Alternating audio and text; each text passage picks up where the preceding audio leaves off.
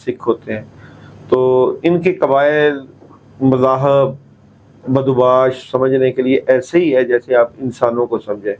कई इंसान जो है आलम होते हैं, कई इंसान जो है वो आम से हालात, कई इंसान जो है वो बड़ी अच्छे जो है लश्करों के मालिक।